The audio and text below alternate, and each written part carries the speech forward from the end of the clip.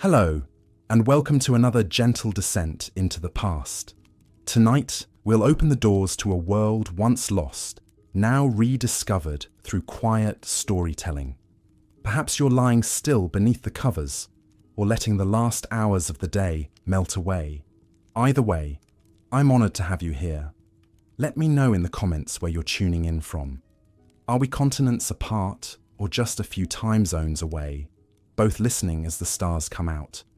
If you enjoy resting to soft-spoken tales and thoughtful history, be sure to subscribe. There's so much more to uncover together. Picture, if you will, a world stripped of every comfort you take for granted. No warm houses to retreat to when winter's icy grip tightens around the landscape. No grocery stores stocked with endless varieties of food. No hospitals to heal your wounds or medicines to fight off disease. No police to protect you from violence. No laws to ensure justice. This was the reality for our closest evolutionary relatives, the Neanderthals, who roamed Europe and parts of Asia for over 300,000 years before vanishing from the Earth around 40,000 years ago. But their disappearance wasn't sudden. It was the culmination of hundreds of millennia of struggle against a world so hostile, so unforgiving, that every single day was a battle for survival. These weren't the dim-witted cavemen of popular imagination, shambling through prehistory with clubs and grunts. Archaeological evidence reveals that Neanderthals were sophisticated beings with complex social structures, advanced tool-making abilities, and even artistic sensibilities. They buried their dead with flowers, created jewelry from shells and feathers, and may have been the first humans to control fire systematically. Yet for all their intelligence and adaptability, the Neanderthals lived lives of almost unimaginable brutality. Every aspect of their existence was defined by violence, scarcity, and suffering that would break the spirit of any modern human within days. They inhabited a world where a broken bone could mean death, where finding enough food for the day was never guaranteed, where the cold could kill you in your sleep, and where predators far more powerful than any creature alive today stalked them relentlessly. To understand just how brutal their lives were, we need to step back in time and imagine ourselves in their world. The Europe of 100,000 years ago bore little resemblance to the continent we know today. Vast ice sheets stretched down from the Arctic, covering much of northern Europe in glaciers thousands of feet thick. The climate swung between periods of extreme cold and brief, warmer interludes, but even these warmer periods were harsh by our standards. Temperatures could plummet without warning, and a sudden cold snap could mean the difference between life and death for an entire Neanderthal clan. The landscape itself was a patchwork of tundra, sparse forests and windswept plains. During the worst of the ice ages, much of Europe resembled modern-day Siberia. Imagine trying to survive in such an environment with nothing but stone tools, animal hides for clothing, and whatever shelter you could construct from bones, wood, and rock. There were no metal tools to make work easier, no domesticated animals to help with hunting or transportation, no agriculture to provide a reliable food source. Neanderthals were nomadic hunter-gatherers, constantly on the move in search of food and resources. They lived in small groups, typically consisting of 10 to 30 individuals who were usually related to each other. These groups had to be small enough to sustain themselves on the scarce resources available, but large enough to defend against the numerous threats they faced daily. The social dynamics within these groups were complex and often tense, as competition for resources and mates could quickly turn deadly. The brutality of Neanderthal life began from the moment of birth. Infant mortality rates were staggering, with estimates suggesting that more than half of all children died before reaching adulthood. Childbirth itself was an ordeal that frequently claimed the lives of both mother and child. Without modern medical knowledge or tools, complications during delivery often proved fatal. Even if a child survived birth, they faced a gauntlet of diseases, accidents, and violence that would thin their ranks year after year. Those who did survive childhood entered a world where violence was not just common, but necessary for survival. Neanderthal skeletons show evidence of repeated trauma from hunting accidents, fights with other Neanderthals, and encounters with predators. Broken bones were commonplace, and many individuals show signs of having survived multiple serious injuries throughout their lives. The fact that so many Neanderthals lived with permanent disabilities suggests that their communities cared for their injured members, but it also highlights just how dangerous their daily existence was. The hunt dominated Neanderthal life, and it was perhaps the most dangerous activity they engaged in. These weren't modern hunters with high-powered rifles picking off game from a safe distance. Neanderthals had to get close to their prey, close enough to thrust a spear into a charging mammoth or woolly rhinoceros. They hunted some of the most dangerous animals that ever lived, creatures that could crush a human with a single blow or trample them into the frozen ground. Consider the woolly mammoth, one of the Neanderthals' primary prey animals.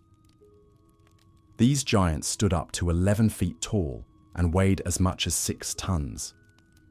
Their tusks could grow to over 16 feet in length, and they were covered in thick, coarse hair that provided protection against both cold and predators. Hunting such a creature with nothing but wooden spears tipped with stone points required incredible courage, skill, and coordination. The hunt was a life or death gamble where a single mistake could result in a hunter being gored, trampled, or thrown to their death. But mammoths weren't the only dangerous prey. Neanderthals also hunted cave bears, which were significantly larger than modern grizzly bears and far more aggressive. These massive predators could stand over 10 feet tall on their hind legs and had claws and teeth capable of tearing a human apart in seconds. Woolly rhinoceroses, with their massive horns and unpredictable temperament, were another common target. Even smaller prey animals, like reindeer and wild horses, could be deadly if they panicked during a hunt, trampling hunters underfoot in their desperation to escape. The weapons available to Neanderthal hunters were primitive by our standards, but represented the pinnacle of Stone Age technology. They crafted spears from straight wooden shafts, carefully shaped and hardened in fire, then tipped with meticulously knapped stone points. These Levallois points, named after the archaeological site where they were first discovered, were works of art in their own right. Creating one required hours of patient work, carefully striking flakes from a stone core to create a sharp, symmetrical point that could penetrate thick hide and bone. But even the finest stone-tipped spear was a poor match for the natural weapons of the creatures they hunted. A mammoth's tusk could shatter a wooden spear shaft like a twig. A cave bear's claws could slice through the thickest hide clothing. The hunters had to rely on teamwork, cunning, and sheer determination to bring down prey that outweighed them by thousands of pounds. The hunting strategies employed by Neanderthals were as brutal as they were effective. They would often drive herds of animals over cliffs, a technique that required precise timing and coordination, but could yield massive amounts of meat if successful. Archaeological sites across Europe show evidence of these cliff drives, with the broken bones of hundreds of animals piled at the base of precipices. But this strategy was incredibly dangerous for the hunters as well. They had to get close enough to the herd to panic them in the right direction, often putting themselves at risk of being caught in the stampede. Another common hunting technique was the ambush, where hunters would hide near water sources or along migration routes, waiting for prey to come within range. This required incredible patience and discipline, as hunters might have to remain motionless for hours or even days, exposed to the elements and vulnerable to predators themselves. The moment of attack was crucial, as the hunters would have only seconds to strike before their prey either fled or turned to fight. When the hunt was successful, the real work began. Processing a mammoth carcass was a monumental task that required the entire group's participation. Every part of the animal had to be used, as waste was a luxury they couldn't afford. The meat had to be butchered and prepared for consumption or preservation, the bones cracked open for marrow, the hides scraped and prepared for clothing or shelter, and the tusks and other valuable materials salvaged for tools and weapons. But success in the hunt was never guaranteed, and failure meant hunger, weakness, and potentially death.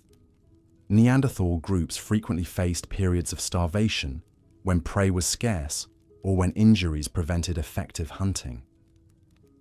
During these times, they were forced to subsist on whatever they could scavenge: roots, berries, insects, and sometimes even the remains of animals killed by other predators. Competition for these meager resources could lead to violence between groups, as desperate Neanderthals fought over the scraps necessary for survival. The constant threat of starvation shaped every aspect of Neanderthal behavior. Their bodies evolved to be incredibly robust and muscular, capable of storing fat during times of plenty to survive the inevitable lean periods. Their metabolisms were adapted to extract every possible calorie from their food, and their digestive systems could process foods that would make modern humans violently ill. But even these adaptations weren't always enough to stave off hunger. Archaeological evidence suggests that cannibalism was not uncommon among Neanderthal groups, particularly during times of extreme scarcity. Cut marks on Neanderthal bones found at various sites across Europe indicate that these early humans sometimes turned to consuming their own dead when no other food sources were available. This wasn't the ritualistic cannibalism seen in some human cultures, but rather the desperate act of people facing starvation. The decision to consume human flesh, even that of deceased family members, speaks to the absolute desperation that Neanderthals sometimes faced. The winter months were particularly brutal, as the already scarce food sources became even more limited. Plant foods disappeared entirely under blankets of snow and ice, and many animals either migrated to warmer regions or entered hibernation. Neanderthal groups had to rely heavily on stored food during these months, carefully rationing their supplies to last until spring. But storage technology was primitive, and food spoilage was a constant concern. A cache of meat that went bad could doom an entire group to starvation. The cold itself was a relentless enemy that killed as surely as any predator. Hypothermia was a constant threat, and frostbite could claim fingers, toes, or entire limbs. Neanderthals developed sophisticated techniques for creating and maintaining fire. But fuel was often scarce, and a fire that went out during a blizzard could mean death for everyone in the group. They learned to build shelters that could provide some protection from the wind and cold, using mammoth bones as a framework and covering them with hides and packed earth. But these shelters were crude by our standards and offered little comfort during the worst storms. Clothing was another constant challenge. Neanderthals had learned to tan hides and create garments that provided some protection from the elements, but their clothing was heavy, stiff, and often inadequate for the extreme conditions they faced. Creating a single set of winter clothing required the hides of multiple animals, representing weeks or months of successful hunting. A tear in a crucial garment could be life-threatening, and replacing worn-out clothing was a constant struggle. The tools and weapons that Neanderthals relied on for survival required constant maintenance and replacement. Stone tools would break or become dull with use, and finding suitable raw materials wasn't always possible. Knapping stone into useful tools was a skilled craft that required years of practice to master, and not every individual in a group possessed these abilities. A broken spear point or a dull scraper could mean the difference between a successful hunt and disaster. Beyond the constant struggle for food and shelter, Neanderthals faced threats from predators that would terrify any modern human. The Pleistocene landscape was home to creatures that seem almost mythical today.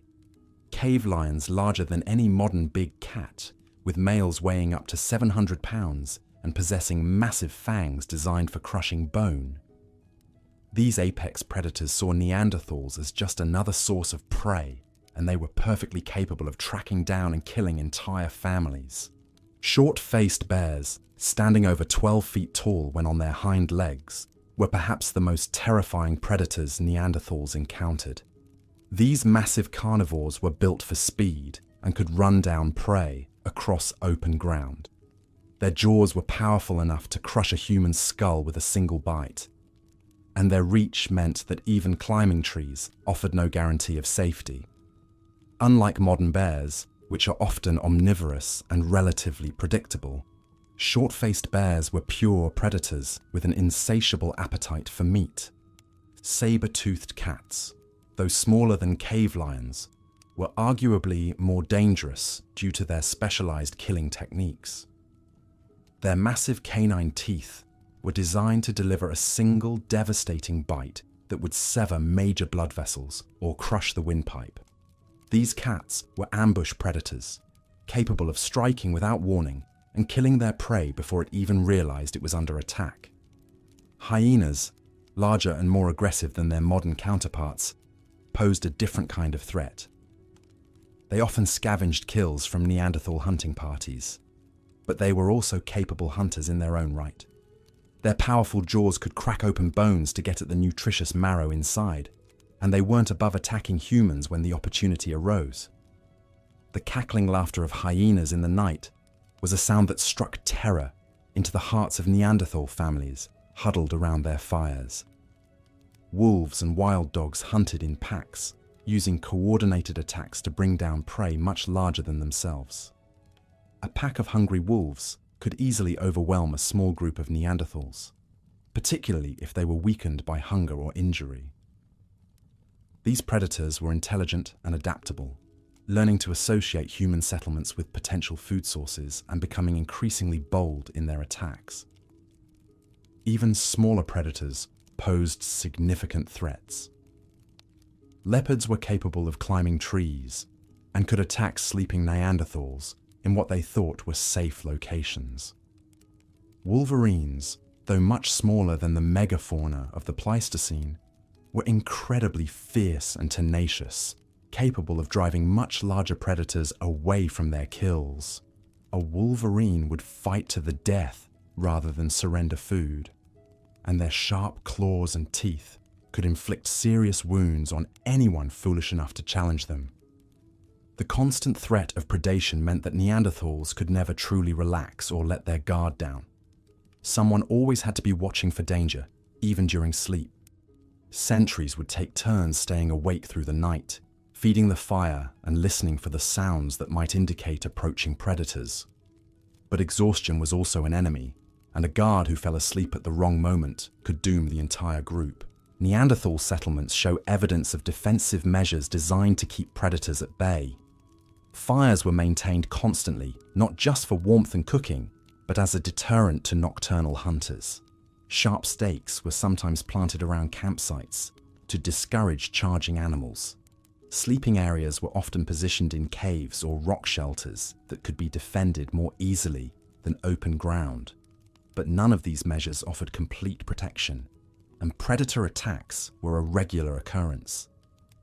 The psychological toll of living under constant threat cannot be understated. Modern humans living in war zones or areas with high crime rates experience significant stress-related health problems, and Neanderthals face threats far more immediate and deadly than anything in the modern world. The constant vigilance required for survival would have been mentally and physically exhausting, contributing to the high mortality rates and short lifespans that characterized Neanderthal existence. Disease was another relentless enemy that Neanderthals had no effective means of combating.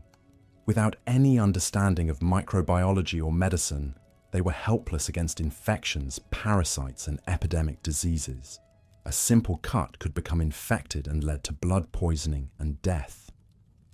Dental problems, which are minor inconveniences in the modern world, could cause excruciating pain and eventually prove fatal if infections spread to other parts of the body. Parasites were a constant companion, both internal and external. Intestinal worms would sap strength and nutrients from their hosts, while fleas, lice, and ticks spread diseases, and caused constant irritation. Without soap or other cleaning agents, maintaining personal hygiene was difficult, and parasitic infestations were virtually inevitable. Some parasites could cause serious health problems or even death, particularly in individuals who were already weakened by hunger or injury. Respiratory infections were particularly dangerous during the cold months when Neanderthals were crowded together in poorly ventilated shelters. What we would consider a common cold could quickly develop into pneumonia and prove fatal. The smoke from constantly burning fires would have irritated lungs and airways, making respiratory problems even more likely. Tuberculosis and other chronic lung diseases were probably common, slowly weakening individuals over months or years until they could no longer contribute to the group's survival. Injuries from hunting and daily activities frequently became infected, leading to sepsis and death. A broken bone that didn't heal properly could leave an individual permanently disabled, unable to contribute to hunting or other essential activities.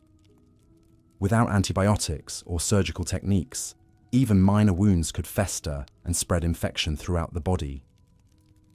The high rates of trauma visible in Neanderthal skeletal remains suggest that serious injuries were a regular occurrence, and many individuals lived with chronic pain and disability as a result. Childbirth was particularly hazardous for Neanderthal women, with maternal mortality rates that would be shocking by modern standards. The large heads of Neanderthal infants, combined with the robust build of adult females, made difficult births common. Without medical intervention, complications during labor often proved fatal for both mother and child. Women who survived multiple births were probably viewed as especially valuable members of their communities, as their experience and fertility were crucial for group survival. The social structure of Neanderthal groups was shaped by the brutal realities of their existence. Leadership likely went to the strongest and most capable individuals, those who could lead successful hunts and defend the group from threats. But this leadership came with enormous responsibility and stress. A leader's decisions could mean the difference between life and death for everyone in the group, and failure was often met with violence or exile. Competition for resources within groups could be intense, particularly during times of scarcity. Archaeological evidence suggests that violence between group members was not uncommon, with Neanderthal remains showing signs of interpersonal trauma. Disputes over food, mates, or leadership could quickly escalate into deadly confrontations. In a world where cooperation was essential for survival, the tension between individual needs and group welfare created constant social stress. The treatment of the elderly and disabled provides insight into both the compassion and pragmatism of Neanderthal society. Some archaeological sites show evidence of individuals who survived serious injuries or illnesses that would have left them unable to contribute to hunting or other essential activities. This suggests that Neanderthal groups sometimes cared for their disabled members, sharing food and providing protection even when those individuals could give nothing in return. However, during times of extreme scarcity, such altruism may not have been sustainable, and difficult decisions about resource allocation would have had to be made. Relationships between different Neanderthal groups were complex and often hostile. Competition for territory and resources could lead to violent conflicts between neighboring bands. Archaeological evidence suggests that warfare was not uncommon, with sites showing evidence of massacres and defensive fortifications. The discovery of Neanderthal remains with embedded weapon points indicates that these conflicts could be deadly, with entire groups sometimes being wiped out by their neighbors. However, there is also evidence of cooperation and exchange between groups.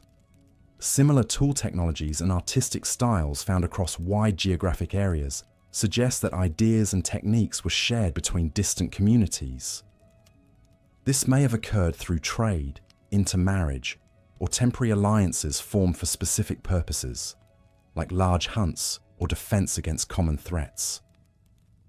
The arrival of modern humans in Europe around 45,000 years ago added a new dimension to the challenges facing Neanderthal populations.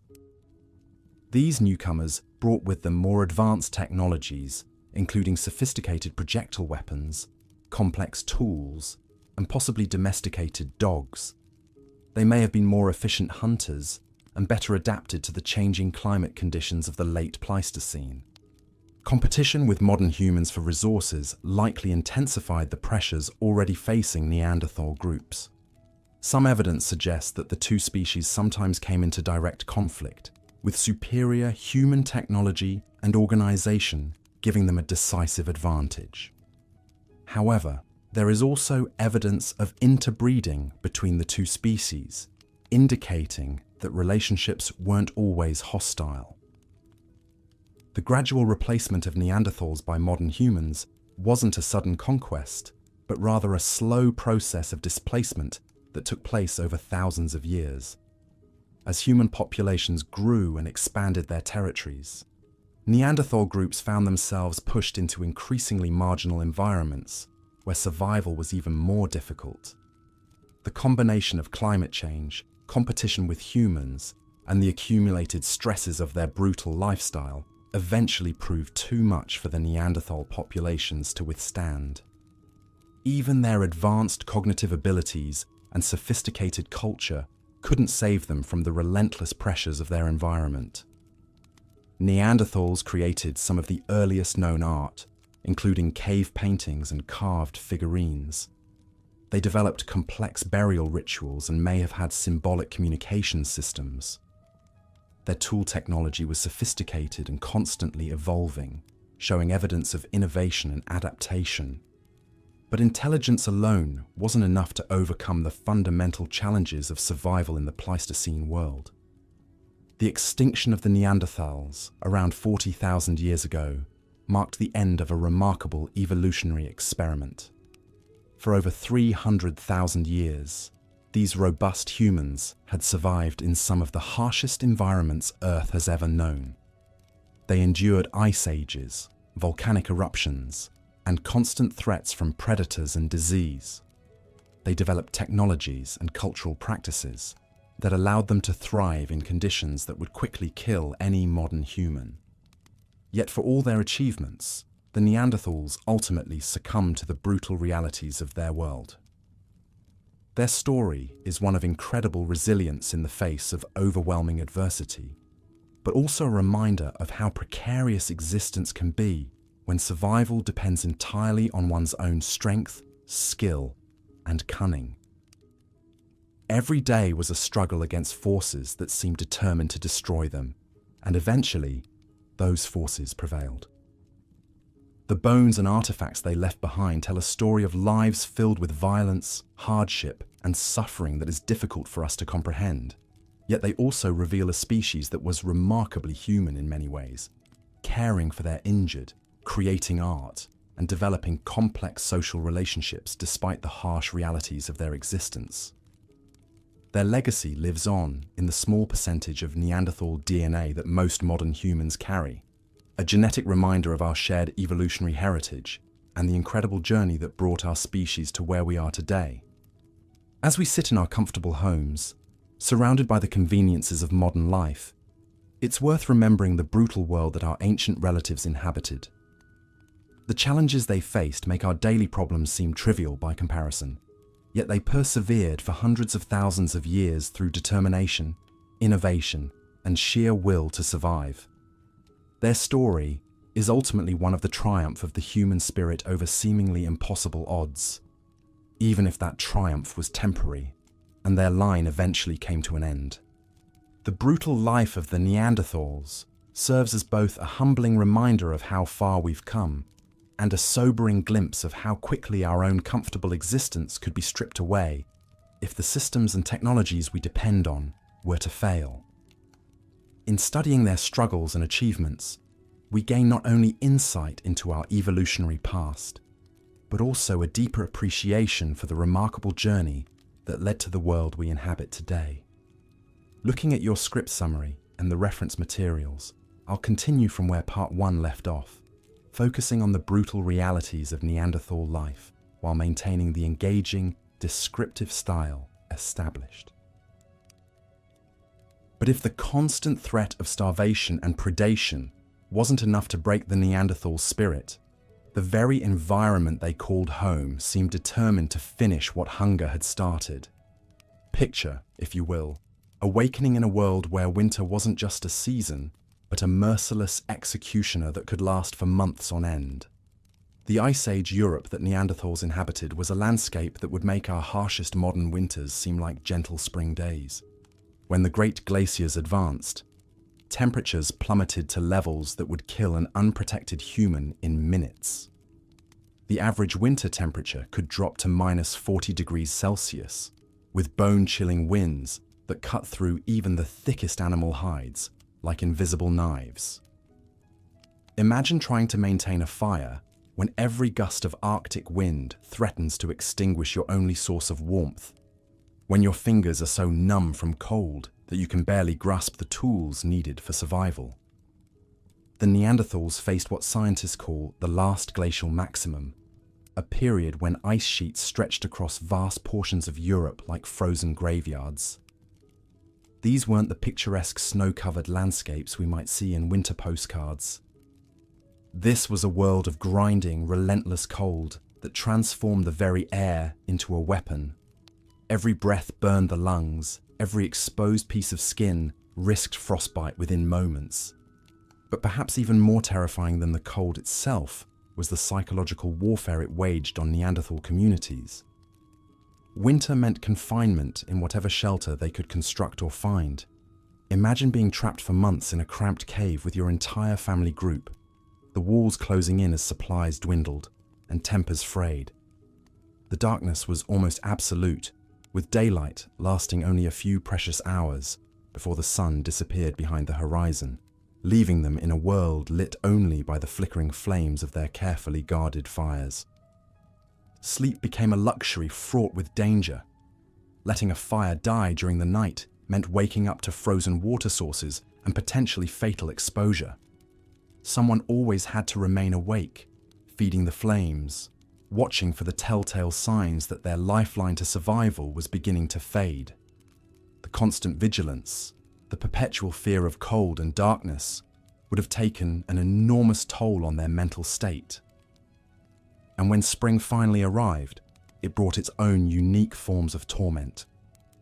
The melting ice created massive floods that could sweep away months of carefully gathered resources in a matter of hours. Rivers became raging torrents that separated families and hunting groups, sometimes permanently. The ground turned into a treacherous bog of mud and standing water that made travel nearly impossible and created perfect breeding conditions for disease-carrying insects. But the Neanderthals weren't just battling the elements. They were locked in a life-or-death struggle with some of the most formidable predators the world has ever known. The European landscape of their time was populated by creatures that would make a modern lion or bear seem tame by comparison. Cave bears, standing nearly 12 feet tall on their hind legs, claimed the very shelters that Neanderthals desperately needed for protection. These weren't the relatively small black bears we know today, but massive, aggressive beasts with claws like daggers and jaws powerful enough to crush skulls with a single bite. Picture a Neanderthal family approaching what appears to be a perfect cave shelter as winter approaches, only to discover the telltale signs of cave bear habitation. The massive claw marks scoring the stone walls, the overwhelming musk that speaks of a predator powerful enough to kill without hesitation. Do they risk confronting the bear for the shelter they need to survive? Or do they continue searching while precious daylight fades and the temperature drops? Even more terrifying were the cave lions, prehistoric cats that dwarfed their modern African cousins. These weren't just larger versions of today's lions. They were apex predators specifically adapted to hunt the large prey of Ice Age Europe, including Neanderthals themselves. Their hunting strategy was one of patience and stealth, stalking their prey for days before launching attacks that were swift, silent, and almost always fatal. The evidence of these encounters is written in Neanderthal bones found throughout Europe, puncture wounds that match the spacing of cave lion fangs, defensive fractures in forearms raised to ward off attacks, skulls bearing the unmistakable marks of powerful jaws. These weren't isolated incidents, but recurring nightmares that every Neanderthal community faced on a regular basis. Hyena clans presented another constant threat, particularly dangerous because of their pack hunting tactics and their preference for scavenging human settlements. Unlike modern hyenas, these prehistoric giants were bold enough to attack healthy adult humans, especially when food was scarce. They would circle Neanderthal camps at night, their haunting calls echoing through the darkness as they waited for any sign of weakness or opportunity. But perhaps most unnerving of all were the short-faced bears, creatures so massive and aggressive that they dominated every landscape they inhabited. Standing 6 feet tall at the shoulder and weighing over a ton, these bears were primarily carnivorous and had no fear of humans whatsoever. When a short-faced bear decided it wanted the meat from a Neanderthal hunt, there was no negotiation, no possibility of intimidation or driving it away. The choice was simple: abandon your hard-won food or face almost certain death. The psychological impact of living under constant threat from such predators cannot be overstated. Every shadow could conceal death. Every sound in the night could signal an attack. Neanderthal children grew up knowing that stepping away from the group, even for a moment, could mean becoming prey.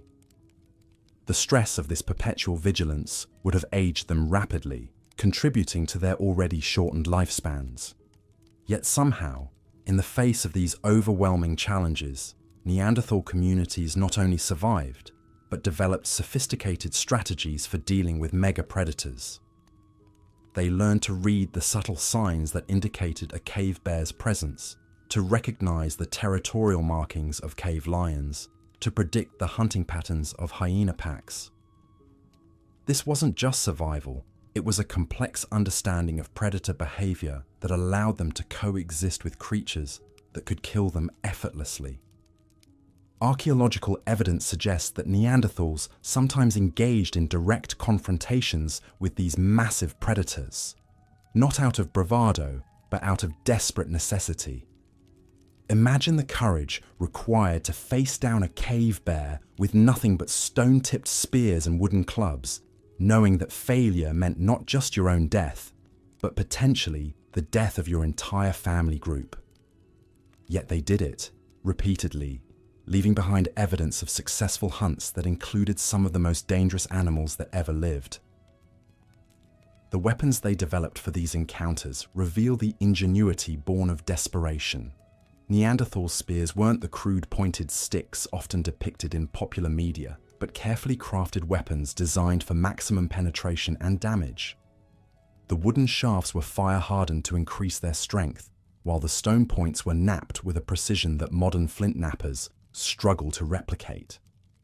These weren't tools of convenience, but instruments of survival, created by people who understood that their lives depended on the quality of their craftsmanship. But even the most perfectly crafted spear was little comfort when facing a creature that outweighed you by hundreds of pounds and possessed natural weapons far superior to anything human ingenuity could create.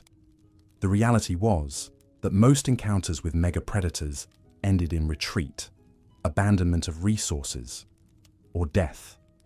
The few successful confrontations came at enormous cost, with injuries that could cripple or kill, even if the immediate battle was won. This constant threat from predators shaped every aspect of Neanderthal society. They couldn't afford to send their strongest hunters out alone, yet spreading their defensive capabilities too thin left everyone vulnerable. Children couldn't be allowed to play freely, yet restricting their movement hindered their development of crucial survival skills. Every decision was a calculated risk in a world where the wrong choice meant death not just for individuals but for entire bloodlines.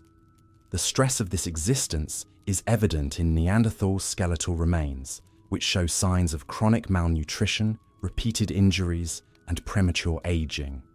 These weren't the bones of people who lived comfortable lives, interrupted by occasional hardship. They were the remains of individuals who fought for survival every single day of their lives. From birth until death claimed them at ages we would consider tragically young. And yet, in the midst of this brutal struggle for existence, Neanderthals somehow found the time and energy to create art, to bury their dead with ceremony, to care for disabled members of their communities.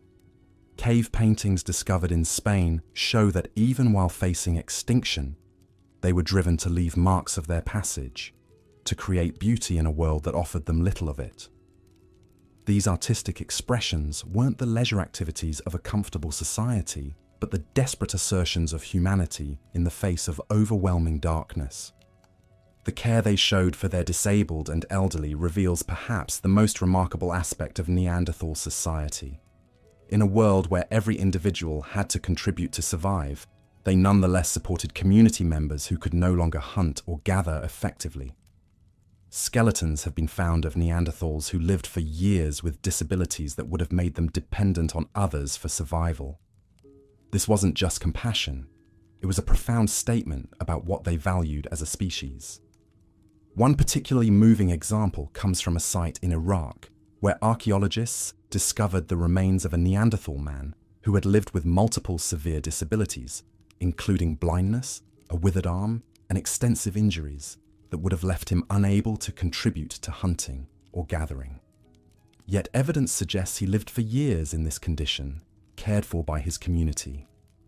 In a world where resources were desperately scarce and survival was never guaranteed, his people chose to share their meager provisions with someone who could give nothing material in return. This compassion extended to their treatment of the dead, with burial practices that suggest they believed in some form of afterlife, or at least in the importance of honoring those who had passed. They buried their dead with tools, food, and personal possessions, indicating a sophisticated understanding of death as a transition rather than simply an ending. Some burials included flowers and other perishable goods, suggesting ceremonies that involved the entire community in saying farewell to the deceased.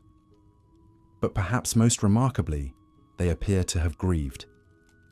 Evidence suggests that some Neanderthal burials were revisited repeatedly, with additional offerings left at grave sites over extended periods.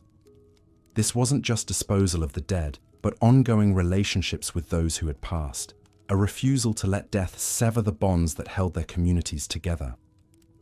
These glimpses of Neanderthal humanity make their ultimate fate all the more tragic. Here was a species that had survived ice ages, fought off mega-predators, and maintained their cultural traditions for hundreds of thousands of years.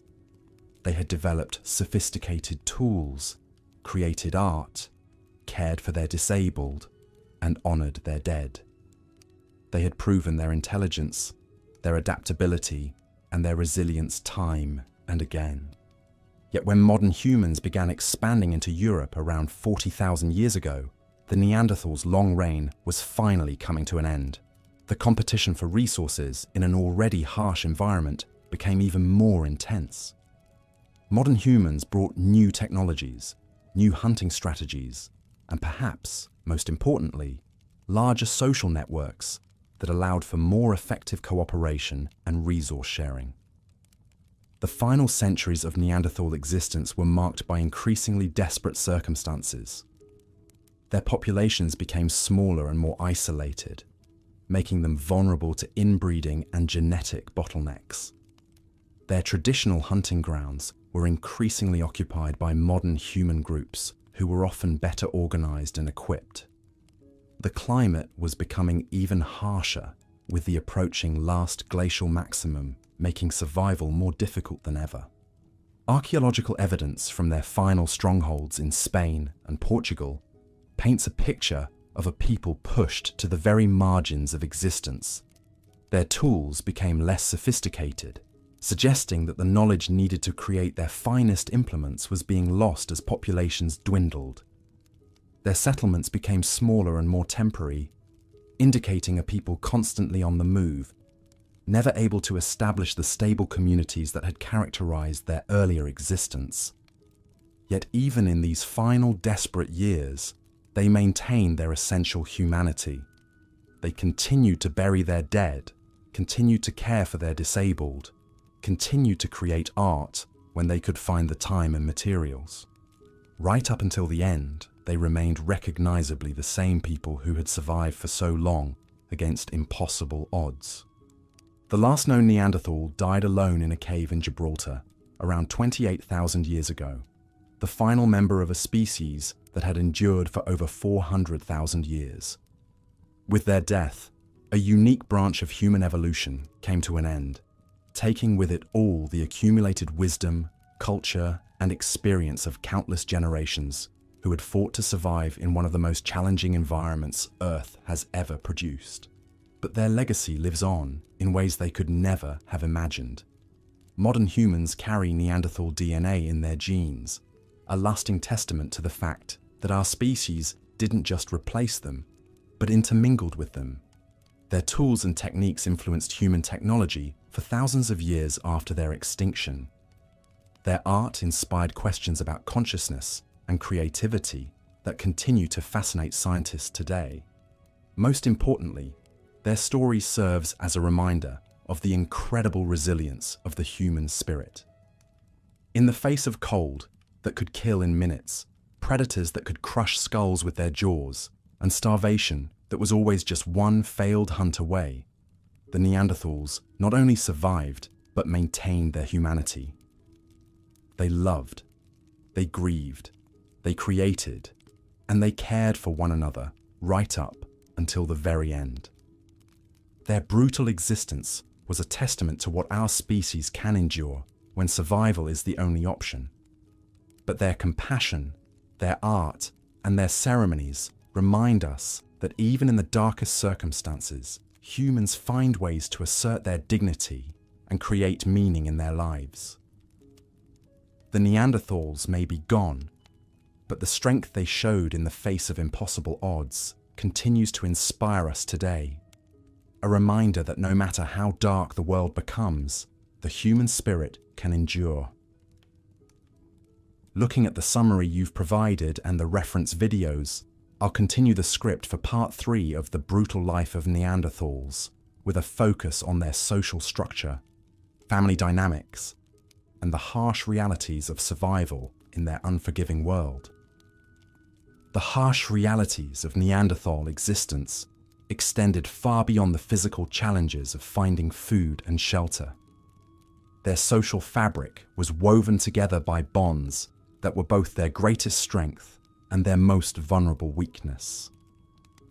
In the flickering light of cave fires, families huddled together against the bitter cold, knowing that survival depended not just on individual strength, but on the delicate threads that held their small communities together. Imagine, if you will, a typical Neanderthal family group, perhaps 15 to 20 individuals, bound by blood and necessity, moving across the landscape in an endless search for resources. The elderly matriarch, her weathered hands still skilled at preparing hides despite joints swollen with arthritis. The dominant male, scarred from countless encounters with predators and rival groups, his authority earned through strength and cunning. The mothers, perpetually pregnant or nursing, their bodies worn down by the relentless cycle of reproduction in a world where infant mortality claimed half of all children before their 5th winter. These weren't the noble savages of romantic imagination. These were desperate people living desperate lives where every decision carried the weight of life and death. When food grew scarce, as it so often did, the group faced agonizing choices. The weak might be abandoned to die.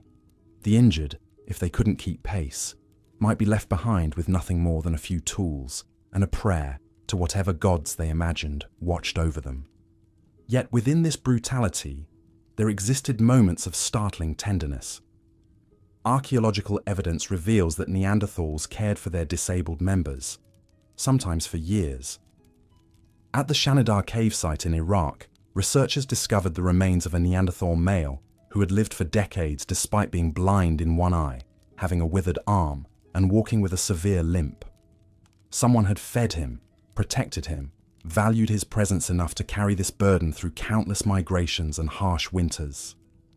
This duality defined everything about Neanderthal society. They were capable of both extraordinary compassion and brutal pragmatism, often within the same day, sometimes within the same moment. A mother might lovingly tend to her sick child, while simultaneously preparing to abandon her aging parent if the group couldn't afford to slow down for weakness. Their communication was likely a mixture of primitive speech, gestures, and grunts. Imagine trying to coordinate a mammoth hunt or negotiate territorial boundaries with such limited linguistic tools. Every misunderstanding could lead to violence. Every failed attempt at diplomacy might mean war with neighboring groups, and war in the Neanderthal world meant potential extinction for the losers. The children in these groups knew no childhood as we understand it. By age 6 or 7, they were expected to contribute meaningfully to survival. Boys learned to track game and craft weapons, their small hands guided by their fathers as they shaped flint into deadly points. Girls learned the countless skills of gathering, food preparation, and hideworking that kept the group fed and protected from the elements. There was no time for play, no luxury of innocence. Every day was a lesson in survival, every mistake a potential death sentence. Sexual dynamics were likely brutal and pragmatic. In a world where genetic diversity meant survival, women were precious resources to be protected, fought over, and controlled. Rape was probably common, not out of malice necessarily, but as a grim reproductive strategy in a species teetering on the edge of extinction. Pair bonding existed, but it was always secondary to group survival. If taking another man's mate meant better chances for your bloodline, violence was the inevitable result. The stress of this existence left its mark on every aspect of their lives. Neanderthal skeletons show evidence of chronic stress, malnutrition, and repeated injuries. Their teeth were worn down to nubs from using them as tools. Their bones bore the scars of countless fractures, many healed incorrectly, leaving individuals permanently disabled. The average lifespan was perhaps 30 years, and those who reached old age did so as broken, pain-racked survivors of a lifetime of struggle. Territorial disputes were frequent and vicious. When two groups encountered each other in the wilderness, the outcome was rarely peaceful. With resources so scarce, sharing meant weakness, and weakness meant death. Archaeological sites show evidence of cannibalism, not necessarily ritual, but practical. When your own group was starving, the bodies of defeated enemies represented precious protein that could mean the difference between survival and starvation. The psychological toll of this existence is almost impossible to comprehend. Imagine living in constant fear, never knowing if today would bring a successful hunt or an empty belly, a safe camp or an attack by rivals. The stress hormones coursing through their systems would have been chronically elevated, leading to shortened lifespans and compromised immune systems. Depression, anxiety, and what we might now recognize as post-traumatic stress disorder were likely endemic, though they had no concepts or treatments for such conditions. Their spiritual life, such as it was, probably centered around appeasing the harsh forces that controlled their fate. The evidence suggests they buried their dead with grave goods, indicating some belief in an afterlife. But this wasn't necessarily a comforting belief. Their gods, if they had them, were likely seen as capricious and cruel, demanding sacrifice and offering little in return. Every ritual, every offering, was probably motivated more by fear than faith. Women faced particular hardships in this brutal world. Pregnancy in the Paleolithic was often a death sentence. Without modern medical knowledge, complications during childbirth claimed countless mothers. Those who survived faced the challenge of nursing infants while maintaining the grueling pace of nomadic life. Menstruation, without proper hygiene or protection, left women vulnerable to infection and weakness during critical times. The elderly, when they were permitted to survive, served as repositories of knowledge. A grandmother who remembered which plants were edible, which water sources were safe, where the herds might migrate in times of scarcity, was worth her weight in survival. But this knowledge came at a cost.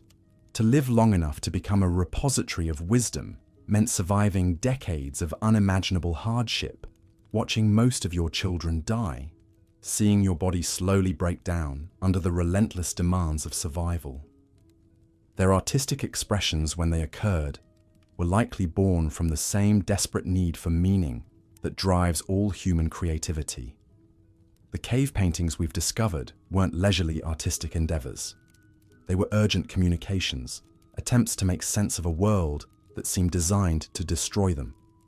Every handprint on a cave wall was a declaration of existence, a desperate cry that said, "I was here, I survived, I mattered."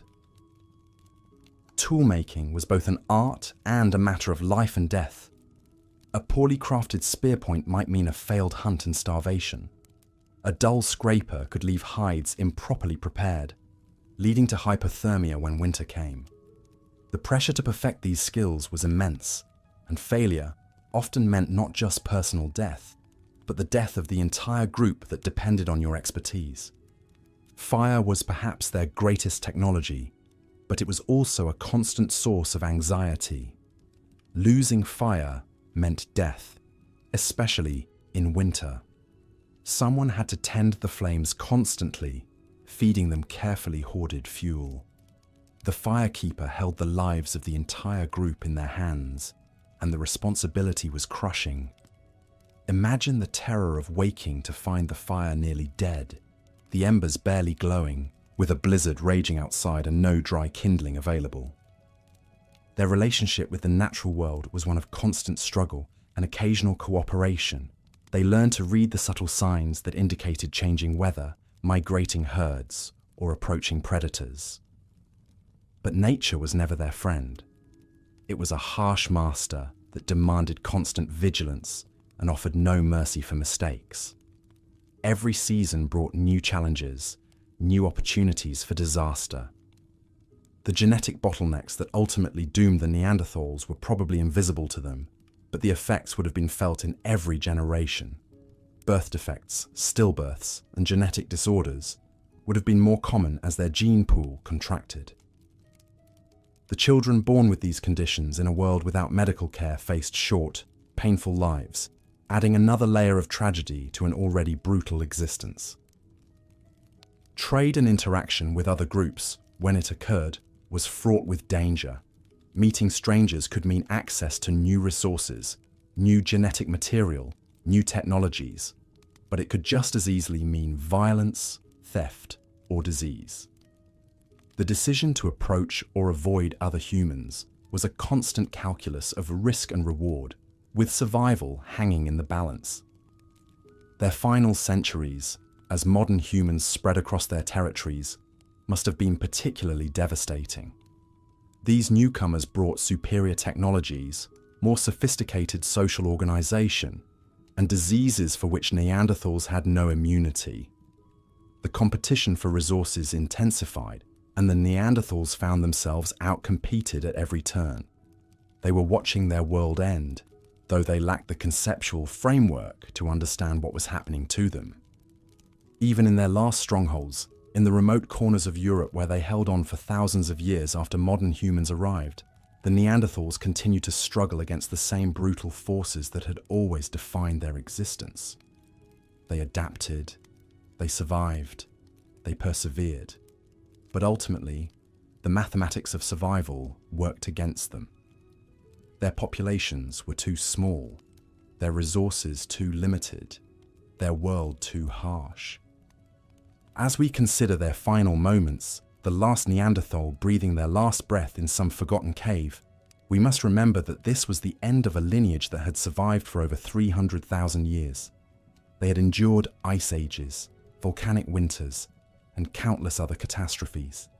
They had created art, developed complex tools, and shown remarkable compassion for their fellow beings. They had loved, laughed, grieved, and hoped just as we do. Their legacy lives on in our DNA, a reminder that we are not so different from these ancient cousins who faced a world far more brutal than anything we can imagine. In their struggles, we see our own capacity for both cruelty and kindness, for both destruction and creation. They were not the primitive brutes of popular imagination, but complex beings trying to make sense of an unforgiving world, just as we are today. The brutal life of the Neanderthals was not just a story of suffering and hardship. It was a testament to the indomitable spirit that drives all human beings to survive, to create meaning, to hope for something better. In their bones and tools, in their art and burial sites, we find the echoes of our own humanity, refined in the crucible of unimaginable adversity. They remind us that survival is not just about strength or intelligence, but about the bonds we forge with each other and the courage we find to face each new day, no matter how brutal the world may seem. Based on your provided script summary and reference materials, here's part 4 of The Brutal Life of Neanderthals. Yet even in the darkest moments of their existence, when winter's grip threatened to crush their spirits entirely, the Neanderthals displayed a capacity for compassion that would humble modern observers. Archaeological evidence reveals something extraordinary about these supposedly primitive beings. They cared for their disabled with a tenderness that speaks to the very core of what makes us human. Consider the remains found at Shanidar Cave in Iraq, where researchers discovered the skeleton of a Neanderthal man who had lived for decades despite being born with severe disabilities. His right arm had never developed properly, leaving him with a withered limb that would have made hunting impossible. His left eye was blind, and his body bore the scars of countless injuries. By all rights, he should have perished in infancy in a world where only the strong survived. But he didn't perish. He lived.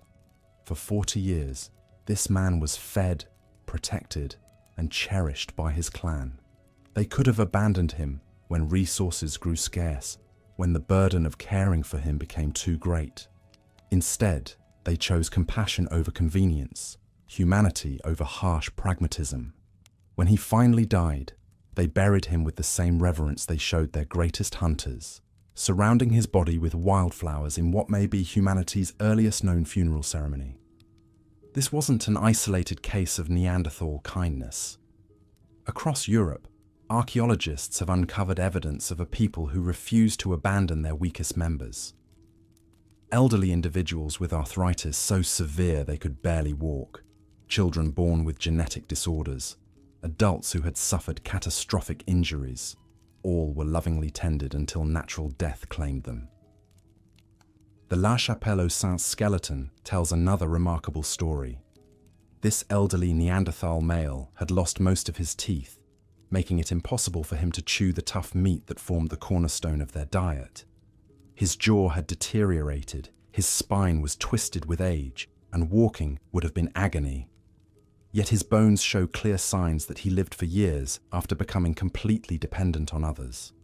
Someone in his group had to pre-chew his food, had to support him when he walked, had to ensure he stayed warm during the brutal winters.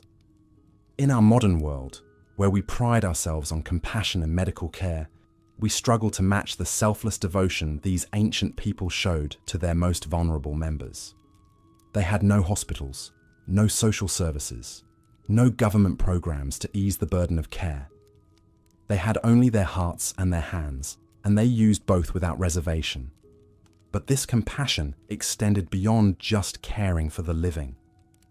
The Neanderthals developed elaborate burial rituals that reveal a sophisticated understanding of death and perhaps even an early conception of an afterlife. They didn't simply dispose of their dead like other animals.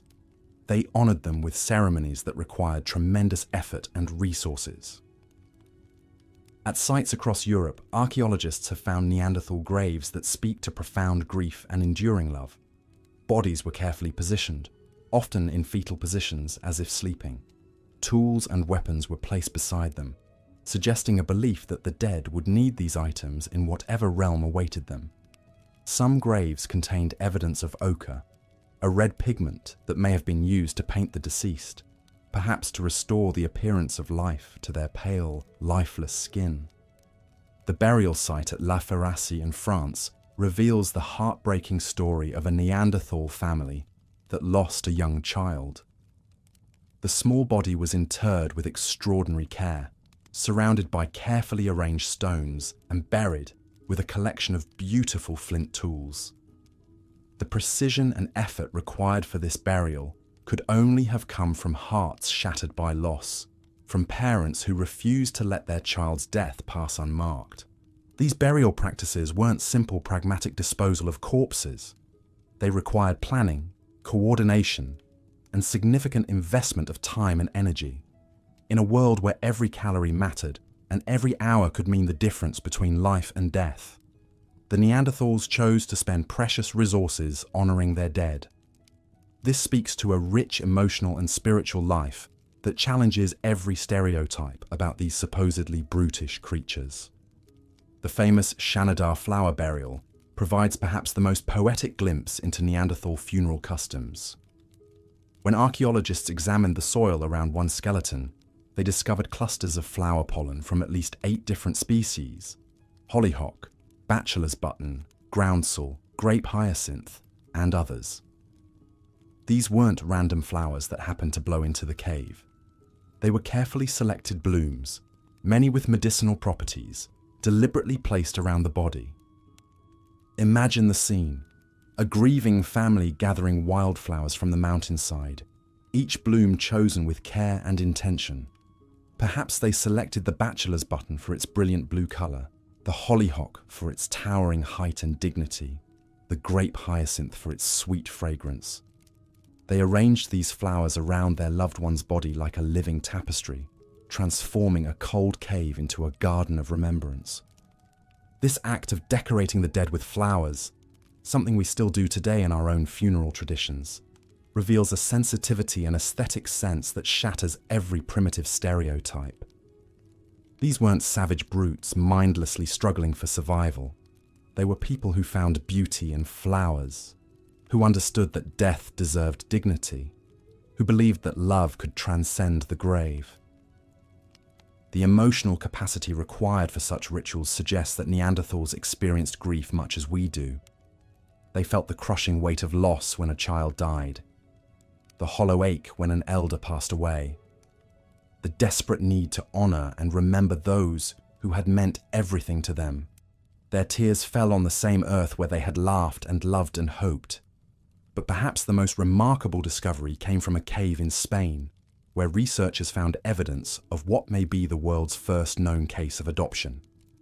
A young Neanderthal child, clearly not related to the adults around him based on genetic analysis, had been raised as one of the family. His bones showed the same care and nutrition as the biological children, and when he died, he was buried with identical reverence. In a world where resources were scarce and survival uncertain, this family chose to take in an orphan child who wasn't their own. They fed him when food was precious, protected him when danger threatened, loved him as if he were their flesh and blood. When death claimed him, they mourned him as deeply as any parent mourns a child. This adoption reveals something profound about Neanderthal society. They understood that family wasn't just about blood relations, but about choice and commitment and love. They created bonds that transcended genetics, built communities based on compassion rather than mere survival advantage. Yet even as they showed this remarkable capacity for tenderness, the Neanderthals lived under the constant shadow of violence and loss. Their bones tell stories of lives cut short by predators, by accidents, by the simple cruelty of an indifferent world.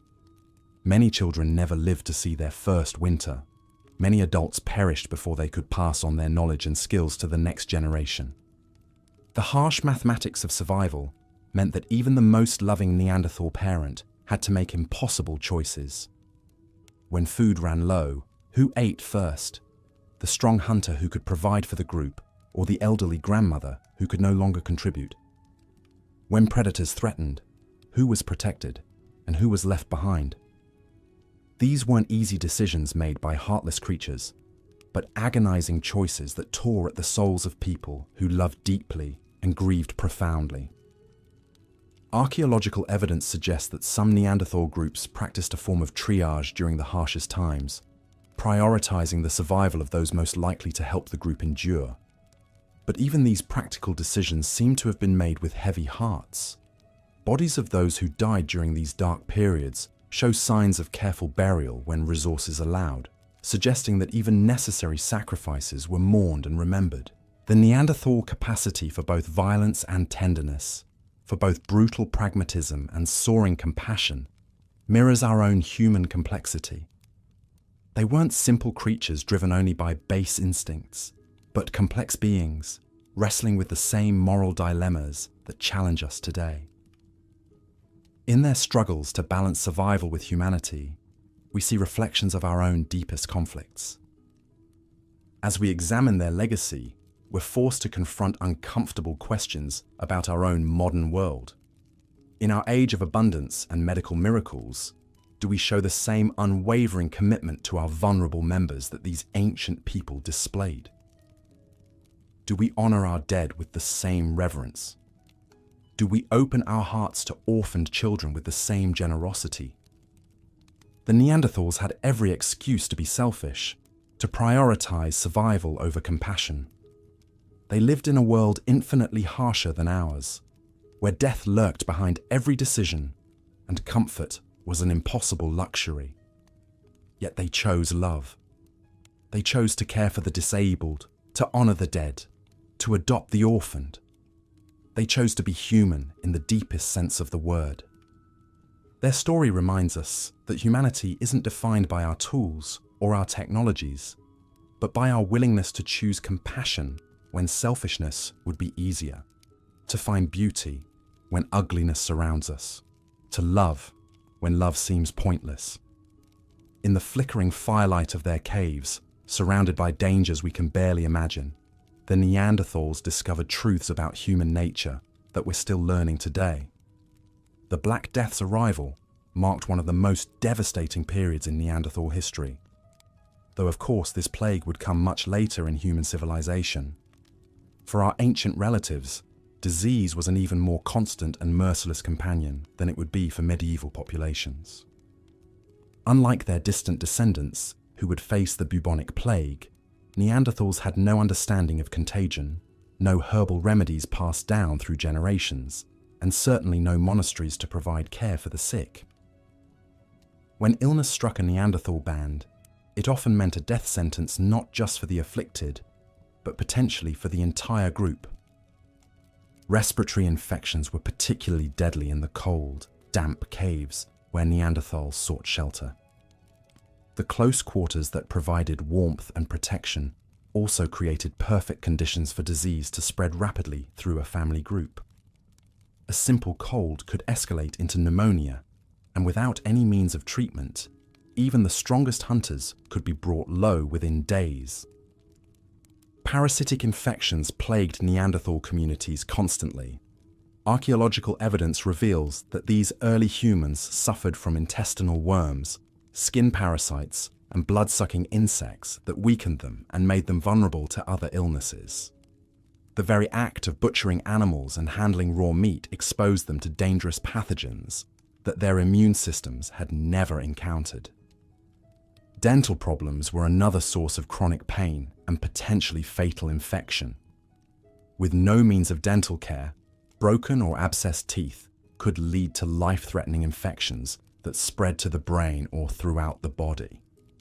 Many Neanderthal remains show evidence of severe dental disease that would have caused excruciating pain and difficulty eating. Skin infections and wounds that became septic were common killers. A simple cut from a stone tool or animal claw could become infected, leading to gangrene or blood poisoning. Without antiseptics or antibiotics, even minor injuries had the potential to become fatal within a matter of days. The psychological toll of watching family members suffer and die from diseases they couldn't understand or treat must have been overwhelming.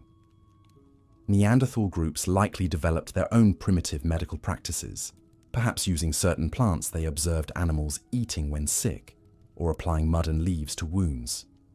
But these remedies were largely ineffective against serious illnesses. Malnutrition weakened Neanderthal immune systems, making them even more susceptible to disease. During harsh winters or periods of scarce game, their bodies became vulnerable to opportunistic infections. Vitamin deficiencies caused by their limited diet led to conditions like scurvy and rickets, further compromising their health. Childbirth was particularly dangerous for Neanderthal women, with no medical assistance available during complications. Many mothers and infants died during or shortly after delivery, devastating losses for small family groups that depended on every member for survival. The high infant mortality rate meant that Neanderthal populations struggled to maintain stable numbers. Tuberculosis likely spread through Neanderthal communities, transmitted through the air in their enclosed cave dwellings. This wasting disease would have slowly consumed its victims, causing them to cough up blood and gradually waste away over months or years. The sight of a family member slowly dying from tuberculosis would have been a source of constant anguish. Zoonotic diseases transmitted from the animals they hunted posed another constant threat. Anthrax from infected carcasses, tularemia from rabbits, and various viral infections from birds could jump to human hosts. Neanderthals had no way of knowing which animals were safe to handle or consume. Food poisoning was a regular occurrence, especially during warmer months when meat spoiled quickly. Without refrigeration or understanding of food safety, Neanderthals often had little choice but to consume partially spoiled meat, leading to severe gastrointestinal illness that could be fatal in their weakened state. The stress of constant survival pressure likely compromised Neanderthal immune systems even further. The chronic stress of finding food, avoiding predators, and protecting their families would have kept their bodies in a perpetual state of fight or flight, making them more vulnerable to illness. When disease did strike a Neanderthal group, it often meant the difference between survival and extinction for the entire band. If the primary hunters became ill, the group could quickly face starvation. If the mothers died, infants had little chance of survival. The interconnected nature of their small family groups meant that illness had cascading effects throughout the community. Archaeological evidence suggests that some Neanderthal groups did attempt to care for their sick and disabled members, indicating a level of compassion and social organization. However, when faced with limited resources and harsh environmental conditions, difficult decisions had to be made about who could be supported and who might have to be left behind. The constant threat of disease shaped every aspect of Neanderthal behavior and social structure. They lived with the knowledge that any day could bring illness that would end their lives or destroy their families. This uncertainty added another layer of stress to an already brutal existence. As we consider the medical challenges faced by Neanderthals, we can better appreciate both their resilience and the tragic circumstances that ultimately led to their extinction. Disease was not just an occasional threat, but a constant shadow that followed them through their brief, harsh lives, in a world that showed no mercy to the weak or unlucky. Looking at the reference materials and your previous script content, here's part 6 of the brutal life of Neanderthals. Beyond the immediate threats of predators and violence, Neanderthals faced an even more insidious enemy that stalked them through every season: disease. In a world without medicine, antibiotics, or even basic understanding of hygiene, illness was a death sentence waiting to strike. The cramped living conditions of Neanderthal caves created perfect breeding grounds for pathogens to spread like wildfire through family groups. Imagine huddling together in a dank cave for warmth during the bitter winter months, sharing the same contaminated air with sick family members. Respiratory infections would tear through these small communities with devastating efficiency. A simple cold could escalate into pneumonia, claiming the lives of the young, old, and weak within days. The same caves that provided shelter from predators became death traps when disease took hold. Archaeological evidence reveals the grim reality of Neanderthal health. Skeletal remains show signs of chronic infections, broken bones that healed poorly, and dental abscesses that would have caused excruciating pain. Without proper medical knowledge, even minor injuries could fester into life-threatening infections. A small cut from a stone tool or animal bite could lead to sepsis and death. The harsh environment constantly battered their immune systems. Malnutrition weakened their body's natural defenses, making them vulnerable to every pathogen they encountered. During lean times when game was scarce, their weakened state left them defenseless against the microscopic killers that thrived in their unsanitary living conditions. Parasites were another relentless torment. Intestinal worms, transmitted through contaminated water and food, would slowly sap their strength and nutrition. These internal invaders caused chronic diarrhea, abdominal pain, and gradual wasting away. Children were particularly vulnerable, with many likely dying from severe parasite loads before reaching adulthood. The lack of medical knowledge meant that even treatable conditions became death sentences. Appendicitis, kidney stones, or complications during childbirth claimed countless lives. Mothers frequently died in labor, leaving newborns to face an uncertain fate without maternal care. The infant mortality rate was staggering, with estimates suggesting that up to 50% of Neanderthal children never reached their 5th birthday. Seasonal outbreaks of disease could devastate entire populations. When pathogens spread through the small interconnected groups that made up Neanderthal society, there was nowhere to run and no way to treat the sick. Entire family lineages could be wiped out in a matter of weeks, leaving behind only scattered bones as evidence of their existence. The constant threat of illness shaped every aspect of Neanderthal life. The fear of sickness added another layer of stress to their already precarious existence. They lived knowing that any day could bring the onset of a mysterious illness that would slowly drain their life away. This psychological burden, combined with the physical toll of their harsh lifestyle, created a perfect storm of suffering. Joint problems plagued older Neanderthals, with arthritis setting in early due to their physically demanding lifestyle. The constant strain of hunting, gathering, and crafting tools took a severe toll on their bodies. By middle age, many would have been crippled by joint pain and mobility issues, making them burdens on their already struggling communities. Dental problems were endemic, with tooth decay and abscesses causing constant agony. Without any form of dental care, infected teeth would rot in their mouths, causing facial swelling and potentially fatal infections. The pain would have been unbearable, making it difficult to eat the tough, coarse foods that made up their diet. Skin conditions and infections were constant companions in their filthy living environment. Open wounds from hunting accidents or fights with predators had little chance to heal properly in the bacteria-laden caves. Festering sores and chronic skin infections added to their daily misery, attracting flies and further increasing the risk of disease transmission.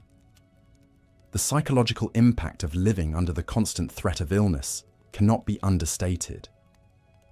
Watching family members waste away from mysterious diseases, seeing children die from conditions that seemed to come from nowhere, and knowing that their own bodies were failing them day by day, created a pervasive atmosphere of dread and hopelessness. Yet even in the face of such overwhelming medical challenges, some Neanderthals showed remarkable resilience. Archaeological evidence reveals individuals who survived serious injuries and lived for years afterward, suggesting that their communities sometimes provided care for the sick and disabled. This compassion, in the face of such harsh conditions, speaks to the depth of their humanity. The story of Neanderthal health is ultimately one of courage in the face of impossible odds. They lived every day knowing that disease could strike without warning, yet they continued to love, care for their families, and build their simple societies. Their struggle against illness and injury was just another chapter in the brutal story of their existence, a testament to the incredible hardships our ancient relatives endured in their fight for survival. The medieval period was a time of extraordinary brutality, where survival itself was a daily battle against forces both human and natural, as we've seen through our exploration of clan feuds, peasant struggles, and the devastating impact of the Black Death. Life for ordinary people was marked by constant uncertainty and hardship. Yet within this darkness, we find remarkable examples of human resilience and ingenuity. The rise of urban centres and new challenges. As we continue our journey through medieval Scotland, we must turn our attention to the emerging urban centres that began to dot the landscape. While the majority of Scots still toiled in rural fields, a growing number found themselves drawn to the burhs, fortified towns that offered new opportunities and new dangers in equal measure. These early Scottish towns were a far cry from the romantic cobblestone streets we might imagine today. Picture, if you will, the Burgh of Edinburgh in the late 13th century. Narrow, winding streets barely wide enough for a cart wound their way up the steep incline toward the imposing castle that crowned the rocky outcrop. The air was thick with smoke from countless hearth fires, the acrid smell of tanning hides, and the less pleasant odours of human and animal waste that collected in the gutters. The buildings themselves seemed to lean inward, their upper stories jutting out over the streets below, creating a perpetual twilight at ground level. Timber-framed structures, their gaps filled with wattle and daub, crowded together so closely that a fire in one building could quickly spread to consume entire neighbourhoods. And fires were common, whether started by an overturned candle, a spark from a forge, or the deliberate act of raiders seeking to terrorise the population. The merchant class, a new kind of struggle. Within these urban centres, a new class of people emerged, the merchants and craftsmen who formed the backbone of Scotland's growing economy. These were men and women who had escaped the direct bondage of serfdom, but they faced challenges no less daunting than their rural counterparts. Consider the story of Robert the Merchant, a wool trader who had managed to establish himself in the Burgh of Stirling. Robert had been born a peasant, the son of a man who spent his days behind a plough. But through a combination of cunning, hard work, and no small amount of luck, he had managed to accumulate enough silver to purchase his freedom and establish a small trading business. Robert's days began before dawn as he made his way through the muddy streets to inspect the latest shipments of wool from the surrounding countryside. The quality varied enormously. Some fleeces were thick and lustrous, perfect for the fine cloth that would fetch high prices in the markets of Flanders. Others were coarse and dirty, suitable only for the roughest garments worn by labourers and peasants. The work was not without its perils. Bandits haunted the roads between towns, always ready to relieve an unwary merchant of his goods and his life. Robert had learned to travel in groups when possible, and to carry a sword that he knew how to use. He had seen too many fellow traders who had set out with high hopes, only to be found days later, stripped naked and left for the crows. But the dangers were not limited to highway robbery. The very nature of medieval commerce was fraught with uncertainty. A ship carrying precious cargo might be lost in a storm. A warehouse full of goods might burn to the ground. A lord might decide to impose new taxes, or simply confiscate a merchant's entire stock on some trumped-up charge. Robert had experienced all of these misfortunes over the years. He had watched his carefully accumulated wealth vanish overnight, forcing him to start again from nothing. The stress of it all had aged him prematurely. His hair had turned grey before his 40th birthday, and deep lines were etched around his eyes from years of squinting at ledgers by candlelight. The guild system, protection and oppression. To protect themselves from some of these uncertainties, merchants and craftsmen banded together to form guilds, associations that controlled who could practice a particular trade and under what conditions. The guild system offered certain protections, but it also created new forms of oppression. Take the example of William the blacksmith, who had trained for 7 long years as an apprentice before becoming a journeyman. William's master had been a harsh taskmaster, working his apprentices from dawn to dusk and providing them with little more than a straw pallet to sleep on and thin gruel to eat. Many apprentices didn't survive the rigorous training. Some were maimed by the dangerous work, others simply wasted away from malnutrition and exhaustion.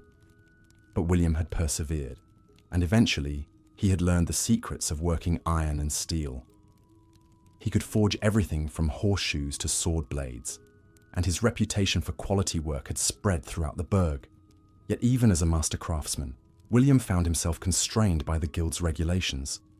The guild dictated how much he could charge for his work, what materials he could use, and even how many apprentices he could take on.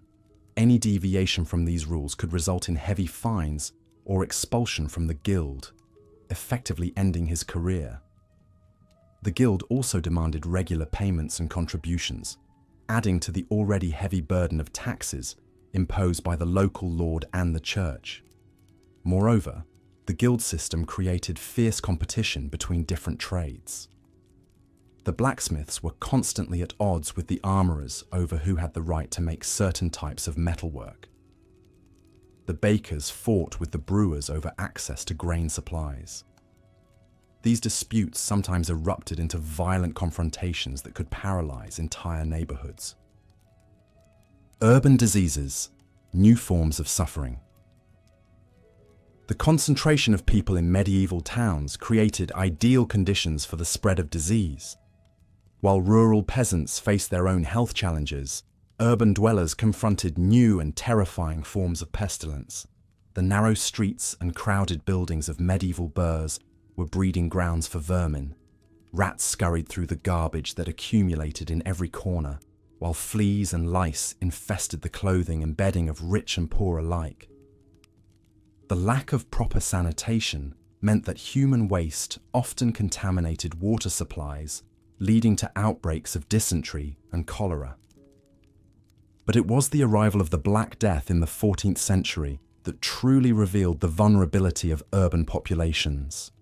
The plague spread with horrifying speed through Scotland's towns, killing rich and poor with equal ferocity. In some burghs, half the population perished within a matter of months. The social fabric of these communities unraveled in the face of such catastrophe. Families abandoned their sick relatives, priests fled their parishes, and merchants closed their shops and barricaded themselves in their homes. The dead piled up in the streets faster than they could be buried, and the stench of decay hung over the towns like a suffocating blanket. Women in medieval urban life. For women, life in medieval Scottish towns presented both opportunities and dangers that were largely absent in rural areas. While peasant women were certainly oppressed, their roles were at least clearly defined by centuries of tradition. Urban women, by contrast, found themselves navigating a more complex and often hostile environment. Some women managed to establish themselves as successful traders or craftswomen. There were female brewers, known as alewives, who supplied much of the beer consumed in medieval towns. Some women worked as seamstresses, creating the fine clothing worn by wealthy merchants and their families. Others operated taverns or boarding houses, providing food and lodging to travellers. But success came at a price. Women in business were subject to constant suspicion and harassment. They were accused of using witchcraft to attract customers, of adulterating their products, or of engaging in prostitution. The slightest misstep could result in public humiliation, heavy fines, or worse. Take the case of Margaret the alewife, who had built up a thriving brewery in the burgh of Perth. Margaret had inherited the business from her late husband, and through hard work and shrewd dealing, she had expanded it considerably. Her ale was known throughout the region for its quality and strength. But Margaret's success attracted the wrong kind of attention. Rival brewers spread rumours that she was diluting her ale with water from the town's polluted wells. Religious authorities suggested that her remarkable success could only be explained by dealings with the devil. And when several customers fell ill after drinking her ale, probably from causes completely unrelated to the brewing process, Margaret found herself accused of poisoning. The trial was a mockery of justice. Margaret was subjected to the ordeal by water, thrown into the river to see if she would float, which would prove her guilt as a witch. When she nearly drowned and had to be pulled from the water, this was taken as evidence of her innocence on the witchcraft charge. But the damage to her reputation was irreversible. Her customers abandoned her business collapsed, and she died in poverty a few years later. The constant threat of violence. Violence was an ever-present reality in medieval Scottish towns, just as it was in the countryside. The concentration of people, wealth, and competing interests created numerous opportunities for conflict. Street fights were common, often erupting over business disputes, personal insults, or simple drunkenness. The narrow streets and lack of effective law enforcement meant that these confrontations could quickly escalate into serious riots. Weapons were readily available. Every man carried at least a knife, and many had swords or other implements of war. The night brought particular dangers. Most towns had curfews that required citizens to remain indoors after dark, but these were often ignored or poorly enforced. Thieves and cutthroats prowled the unlit streets, preying on anyone foolish enough to venture out alone. The bodies of murder victims were regularly discovered in alleys and side streets, their purses cut away and their throats slit. Even the authorities themselves were often corrupt and violent. Town guards supplemented their meagre wages by taking bribes from criminals or by engaging in theft and extortion themselves. Judges could be bought, and justice was more often determined by the size of one's purse than by the facts of the case. Religious tensions in urban centres. The concentration of wealth and power in medieval towns also made them focal points for religious and political conflicts. The church maintained a strong presence in most burghs, with cathedrals, monasteries, and parish churches competing for influence and resources. But the urban environment also fostered new forms of religious expression that sometimes put townspeople at odds with orthodox authorities. Heretical movements found fertile ground among merchants and craftsmen who had gained literacy and exposure to new ideas through trade.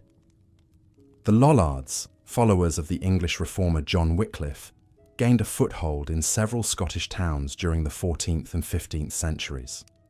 These religious dissidents challenged the authority of the Catholic Church, arguing that individuals could have a direct relationship with God without the mediation of priests. Such ideas were dangerous in an age when religious conformity was seen as essential to social order. Those suspected of heresy faced investigation by church authorities, torture to extract confessions, and execution by burning if they refused to recant their beliefs. The story of James Resby illustrates the fate that awaited religious dissidents. Resby was an English Lollard who arrived in Scotland around 1407, preaching Wycliffe's doctrines in the burghs of Edinburgh and St Andrews. He attracted a following among educated townspeople who were drawn to his message of religious reform. But Resby's activities soon came to the attention of the authorities. He was arrested, tried for heresy, and condemned to death. In 1407, he was burned at the stake in Perth, becoming one of the first Protestant martyrs in Scottish history. His execution sent a clear message to others who might be tempted to challenge religious orthodoxy. The economics of survival. For most urban dwellers, daily life was a constant struggle to earn enough to survive. Unlike rural peasants, who at least had access to small plots of land where they could grow food, townspeople were entirely dependent on the cash economy. This dependence made them vulnerable to economic fluctuations that were beyond their control. A poor harvest could drive up food prices, leaving urban workers unable to afford basic necessities. Political conflicts could disrupt trade routes, throwing merchants and craftsmen out of work. Currency debasements by royal governments could wipe out savings overnight.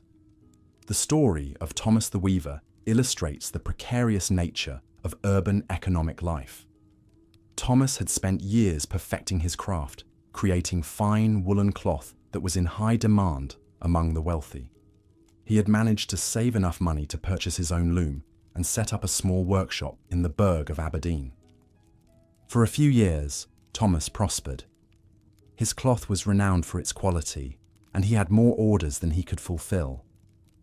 He was able to take on apprentices, expand his workshop, and even purchase a small house for his family.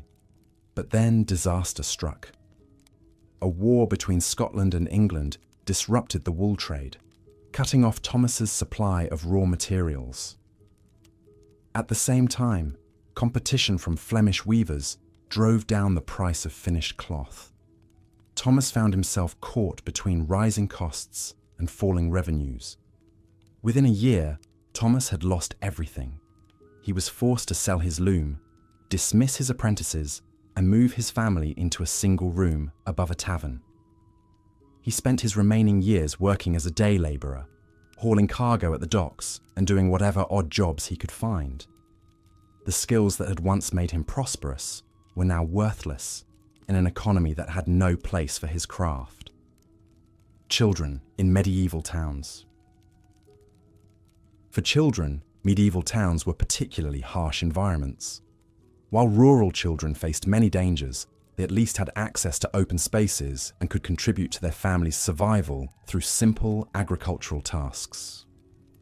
Urban children, by contrast, were trapped in crowded, polluted environments with few opportunities for productive work. Child mortality rates in medieval towns were staggering.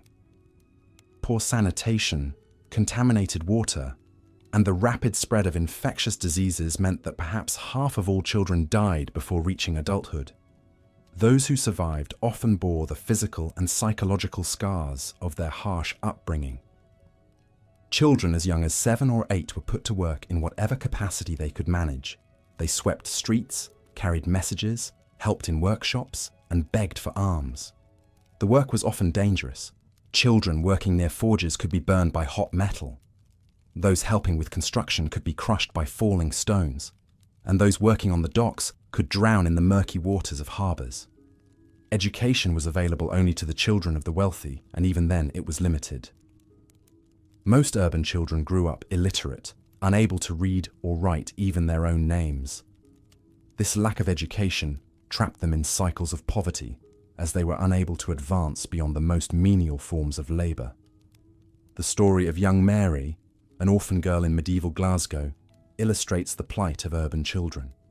Mary's parents had died in a plague outbreak when she was 6 years old, leaving her to fend for herself on the streets. She survived by begging, stealing, and doing whatever small jobs she could find. Mary slept in doorways and abandoned buildings, constantly cold and hungry. She learned to be wary of adults, as many would take advantage of a vulnerable child. She was beaten by shopkeepers who caught her stealing bread, chased by dogs, and preyed upon by men who sought to exploit her desperation. Despite all of this, Mary managed to survive to adulthood. She eventually found work as a servant in a merchant's household, where she at least had regular meals and a roof over her head. But the years of hardship had taken their toll. She was small and sickly, aged beyond her years by the struggle for survival. The emergence of banking and credit. As medieval Scottish towns grew in size and economic importance, new financial institutions began to emerge. The constant need for credit to finance trade and craft production led to the development of primitive banking systems. Italian merchants, with their sophisticated understanding of finance, played a crucial role in this development. They established branches of their banking houses in major Scottish burghs, providing loans to local merchants and facilitating international trade. But for ordinary townspeople, access to credit was limited and expensive. Most had to rely on local moneylenders who charged exorbitant interest rates and used brutal methods to collect debts. Those who fell behind on their payments could find themselves stripped of all their possessions and thrown into debtor's prison. The church officially condemned usury, the charging of interest on loans, as a sin against God. But this prohibition was widely ignored, and even church institutions often engaged in money-lending activities disguised as other transactions. The development of credit relationships also created new forms of social tension. Debtors and creditors were locked in relationships of mutual dependence and suspicion. A merchant who extended too much credit might find himself bankrupt if his customers couldn't pay. A craftsman who borrowed money to expand his business might find himself enslaved to his creditors if the venture failed. Seasonal rhythms and urban life. Despite their separation from agricultural life, medieval towns were still governed by seasonal rhythms that affected every aspect of daily existence. Winter brought particular hardships as food became scarce and expensive, while the cold and damp exacerbated health problems. The approach of winter sent townspeople into a frenzy of preparation. Merchants stockpiled goods that might become unavailable during the harsh months ahead. Craftsmen worked longer hours to complete orders before the short days, and cold weather made work more difficult. Families gathered whatever fuel they could afford, wood, peat, or coal, to keep their homes warm. But despite these preparations, winter was always a time of suffering for the urban poor. Those without steady employment found it almost impossible to earn money during the coldest months. Food prices soared as supplies dwindled, and many families were forced to choose between heating their homes and feeding their children. Spring brought relief, but also new challenges. The melting snow and increased rainfall often caused flooding in low-lying areas of towns. The streets, already muddy and foul, became virtually impassable.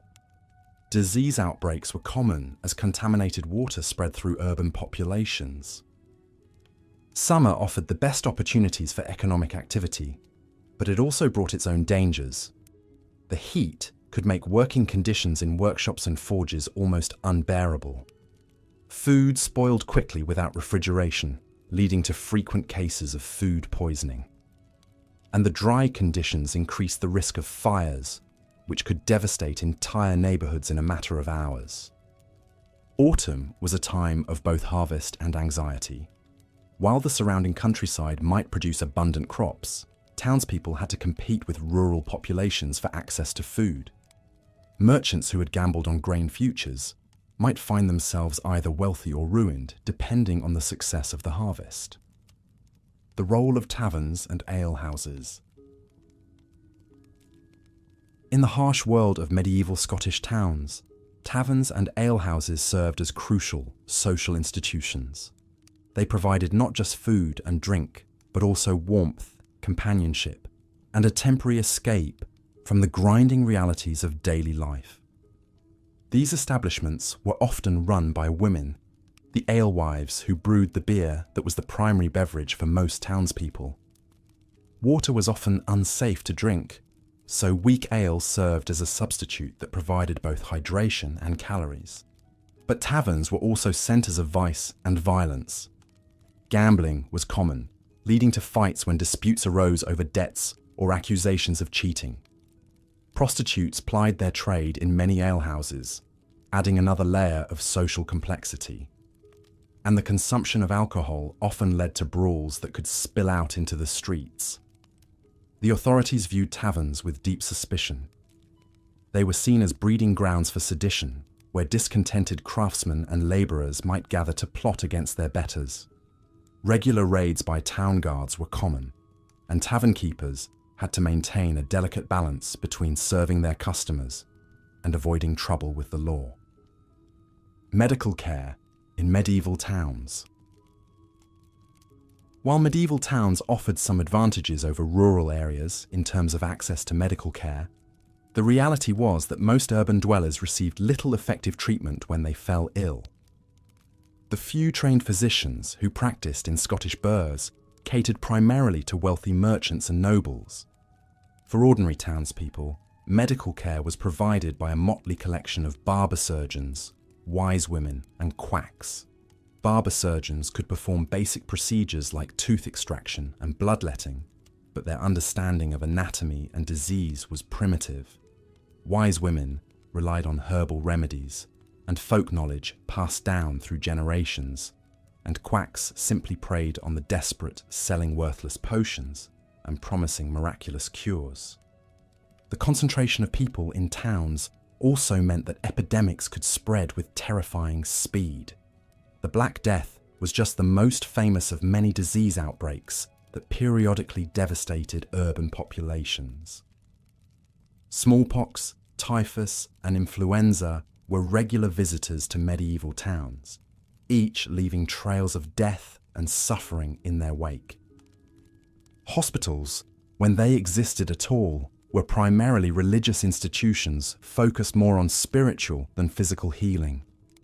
Patients were expected to pray for recovery while enduring treatments that were often more harmful than helpful. The concept of hygiene was poorly understood, and hospitals could be as dangerous as the diseases they purported to treat. Crime and punishment in urban centres. The concentration of wealth and people in medieval towns inevitably led to high levels of criminal activity. Theft was the most common crime, ranging from petty pickpocketing to major burglaries of merchant warehouses. The punishment for theft was severe and often brutal. Minor offences might result in public humiliation. Thieves could be locked in stocks or pillories where townspeople were encouraged to pelt them with rotten food, or worse. More serious crimes could result in mutilation, the loss of a hand or ear, or even execution. Murder was surprisingly common in medieval towns, often arising from business disputes, personal grudges, or simple drunken brawls. The lack of effective police forces meant that justice was often a matter of private vengeance rather than legal process. Courts existed, but they were often corrupt and inefficient. Judges could be bribed, witnesses intimidated, and evidence fabricated. Those with money and connections could often escape punishment for even serious crimes, while the poor faced harsh sentences for minor offences. The concept of rehabilitation was virtually unknown. Punishment was seen as a form of deterrence and revenge rather than an opportunity for reform. This approach did little to reduce crime rates and may have actually encouraged more violent and desperate criminal behaviour. The struggle for political representation. As medieval Scottish towns grew in economic importance, their residents began to demand greater political representation. Merchants and craftsmen chafed under the rule of feudal lords, who understood little about urban life and cared less about the needs of townspeople. The development of burgh councils marked the beginning of urban self-government in Scotland. These bodies, composed primarily of wealthy merchants, were granted limited authority to regulate trade, maintain order, and collect taxes within their jurisdictions. But political power remained concentrated in the hands of a small elite. The vast majority of townspeople, labourers, servants, and small craftsmen had no voice in government. This lack of representation led to periodic uprisings and riots as the urban masses sought to assert their rights against their social superiors. The story of the crafts uprising in Edinburgh in 1513 illustrates these tensions. The city's craftsmen, led by the deacons of various guilds, demanded greater representation on the town council and a voice in municipal affairs. When their demands were rejected, they took to the streets in violent protest. The uprising was brutally suppressed by forces loyal to the burgh's merchant elite. Several craftsmen were executed, many more were imprisoned or exiled, and the guilds were stripped of much of their political influence. The message was clear: Political power would remain in the hands of those who already possessed economic power. Cultural life in medieval towns. Despite the hardships and dangers of urban life, medieval Scottish towns also became centres of cultural development. The concentration of wealth and literacy created audiences for new forms of artistic expression. Travelling minstrels and storytellers found ready audiences in urban taverns and market squares. These performers brought news from distant places, entertainment for the weary, and a connection to the broader world beyond the town walls. Religious festivals provided opportunities for elaborate pageants and performances. Mystery plays, depicting biblical stories, were performed in town squares on holy days. These productions involved entire communities and provided both entertainment and religious instruction for largely illiterate populations. The development of guild systems also fostered certain forms of artistic achievement. Craftsmen took pride in their work, creating objects of both utility and beauty. Goldsmiths, stone carvers, and textile workers produced works of art that rivaled anything created in larger European centres. Conclusion: the urban experience. Life in medieval Scottish towns was marked by the same brutality and hardship that characterised rural existence, but it took on new and distinctive forms. The concentration of people, wealth, and power created opportunities for advancement that were largely absent in the countryside, but it also generated new forms of conflict and suffering. Urban dwellers faced unique challenges: the constant threat of fire and disease, the volatility of market economies, the corruption of legal and political systems, and the social tensions generated by extreme inequality. Yet they also participated in the creation of new forms of community, culture, and economic organisation that would eventually transform Scottish society. The medieval burg represented both the promise and the peril of human civilization. It showed what people could accomplish when they worked together, but it also revealed the depths of cruelty and exploitation that marked human relationships in an age without effective institutions of justice or social welfare. As we reflect on these urban experiences, we see once again the extraordinary resilience of ordinary people facing extraordinary challenges. The merchants who rebuilt their businesses after devastating losses, the craftsmen who maintained their pride and skill despite economic uncertainty, the women who carved out spaces for themselves in hostile environments, and the children who somehow survived to adulthood despite overwhelming odds. All of these represent the indomitable human spirit that enabled medieval civilization to persist and eventually flourish. The brutal life of medieval Scots, whether in countryside or town, was indeed brutal, but it was also marked by moments of creativity, compassion, and courage that remind us of the fundamental dignity of human existence, even in the darkest of times. These stories from Scotland's urban centres add another layer to our understanding of how our ancestors lived, struggled, and ultimately triumphed over the forces that sought to crush their spirits. In our modern world, as we face our own challenges and uncertainties, we might draw inspiration from these long-ago urbanites who built communities of mutual support in the face of seemingly insurmountable obstacles. Their legacy lives on not just in the physical structures they created, but in the institutions, traditions, and values that continue to shape Scottish society today. The brutal life of Neanderthals. Part 8. The endless struggle for survival in the Neanderthal world wasn't just about finding food or avoiding predators. Perhaps the most devastating force they faced was one they could neither see nor comprehend: disease. In a world without medicine, without understanding of hygiene, without even the concept of contagion, illness struck like lightning from a clear sky, claiming lives with ruthless efficiency. Picture a Neanderthal band huddled around their fire as winter's grip tightened across the landscape. The eldest member of the group, a weathered woman whose hands bore the scars of countless hunts and gatherings, begins to cough. At first, it seems like nothing, perhaps smoke from the fire or the cold air catching in her throat. But as the days pass, the cough deepens, becomes wet and violent. Her breathing grows labored, her skin burns with fever, and soon others in the group begin showing the same symptoms. This was the terrifying reality of respiratory infections in the Neanderthal world. What we now know as pneumonia, tuberculosis, or even the common cold could devastate an entire group. Their close-knit living arrangements, while providing warmth and protection, became death traps when infectious diseases took hold. Families who had survived mammoth hunts and cave bear attacks found themselves powerless against microscopic enemies they couldn't even imagine. The archaeological evidence paints a grim picture of Neanderthal health. Skeletal remains show clear signs of chronic respiratory infections, with damaged ribs and spine deformities suggesting prolonged bouts of violent coughing.